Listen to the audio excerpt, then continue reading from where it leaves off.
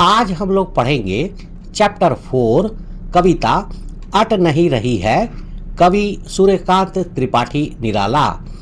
इस कविता में कवि ने फागुन के महीने की सुंदरता को दिखाया है। सूर्यकांत त्रिपाठी निराला की ही एक और सुंदर कविता अट नहीं रही है।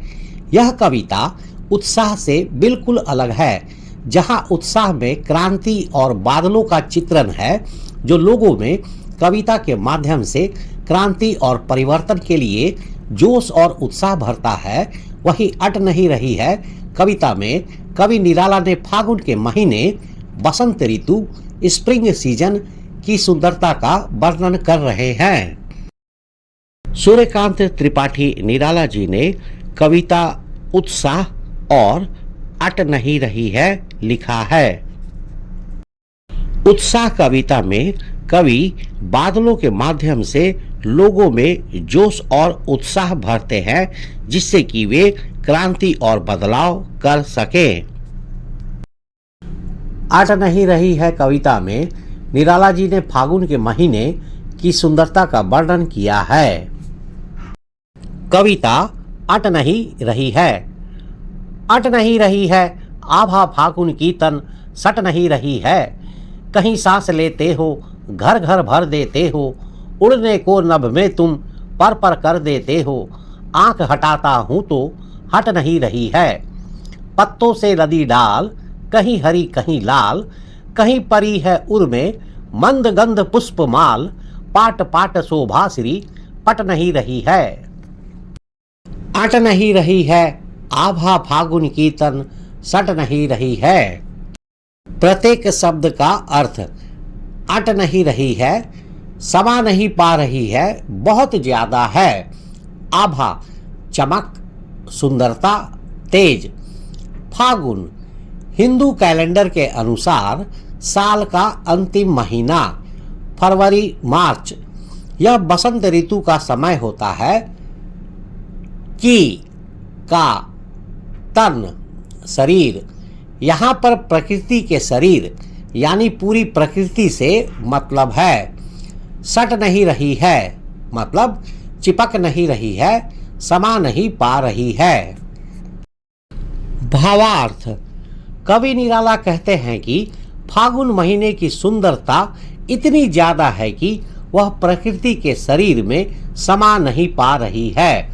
फागुन की यह चमक और सुंदरता इतनी ज्यादा है कि यह हर तरफ फैल गई है और कहीं भी छिप नहीं रही है। फागुन की सुंदरता प्रकृति में चारों तरफ फैल गई है।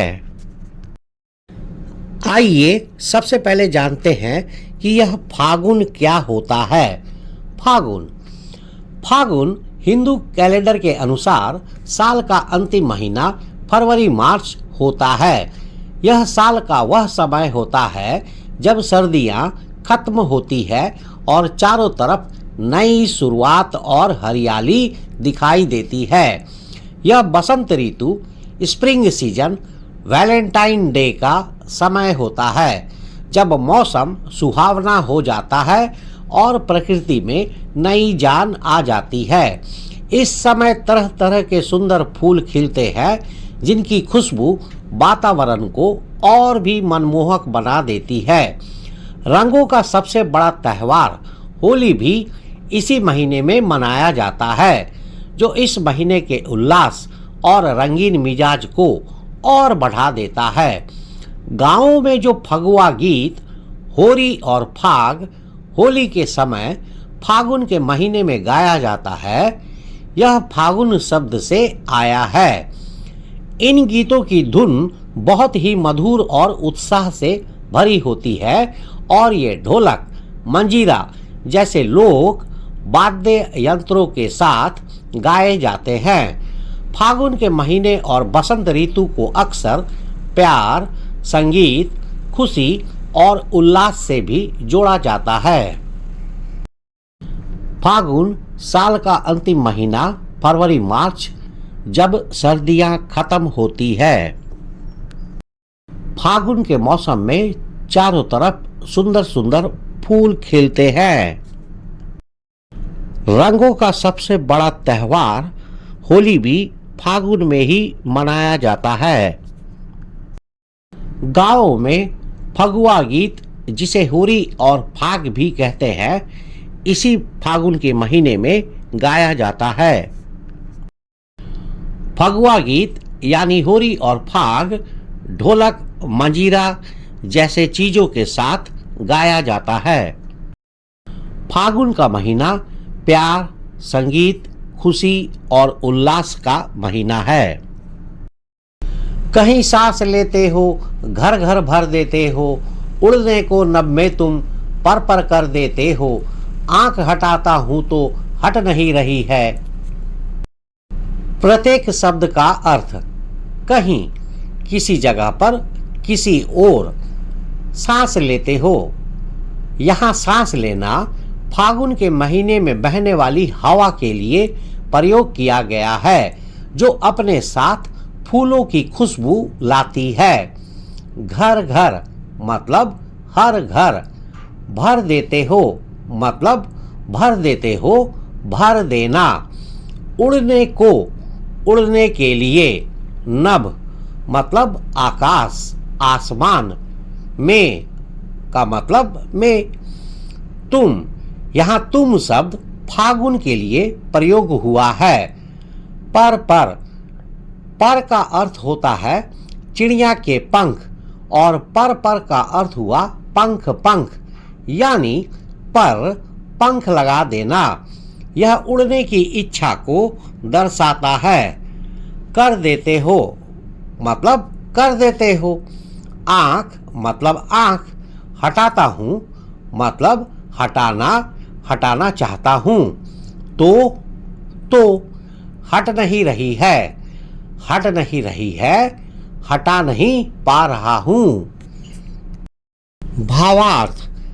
कवि निराला कहते हैं कि हे फागुन, जब तुम कहीं सांस लेते हो, यानी जब तुम्हारी हवा बहती है, तो उसकी खुशबू हर घर को भर देती है।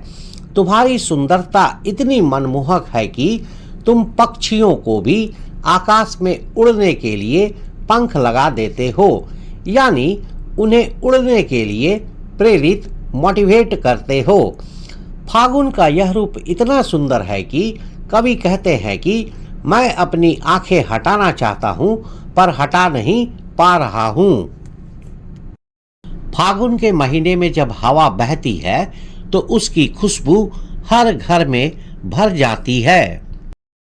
जैसे फागुन के महीने में आम के पेड़ पर आए हुए बौरे, नए फूल और कलियां हम लोगों को खुशबू का एहसास दिलाते हैं। फागुन की सुंदरता के कारण पक्षी भी आकाश में इधर उधर उड़ते रहते हैं, एक पेड़ से दूसरे पेड़ पर जाते रहते हैं। कवि निराला कहते हैं कि फागुन की सुंदरता इतनी अधिक है कि उससे वह नजरें हटा नहीं पा रहे हैं। पत्तों से लदी डाल, कहीं हरी कहीं लाल, कहीं पड़ी है उर में मंद गंध पुष्प माल, पाट पाट शोभा श्री पट नहीं रही है। प्रत्येक शब्द का अर्थ। पत्तों से लदी मतलब पत्तों से पूरी तरह भरी हुई पेड़।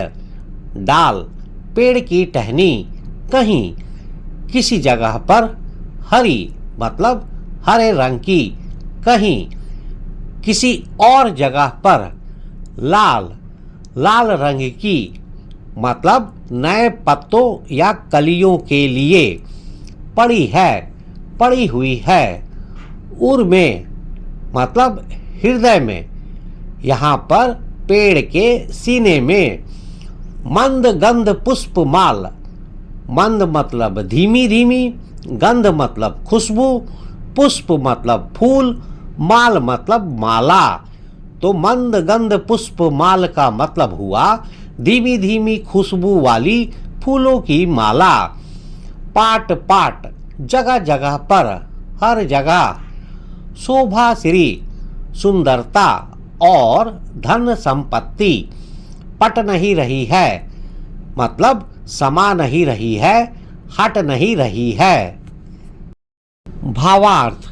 कवि निराला कहते हैं कि फागुन यानी कि बसंत, स्प्रिंग सीजन, फूलों के मौसम में पेड़ों की डालियां पत्तों से भर गई है। कुछ डालियां हरे पत्तों से भरी है तो कुछ लाल रंग के नए पत्तों और कलियों से भरी है। कवि को ऐसा लगता है जैसे प्रकृति के सीने पर धीमी खुशबू वाले फूलों की माला पड़ी हो। फागुन की सुंदरता इतनी ज्यादा है कि वह हर जगह पाट पाट बिखरी हुई है और कहीं भी समा नहीं पा रही है।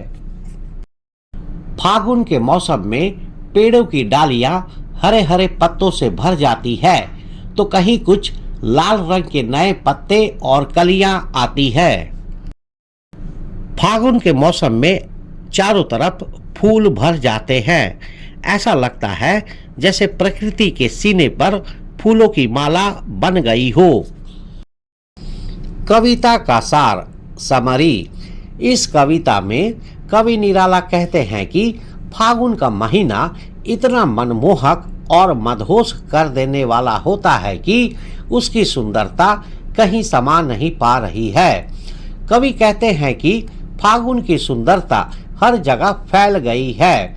कवि को फागुन की सुंदरता हर जगह दिखाई देती है, पेड़ों पर, हवा में और हर एक चीज में।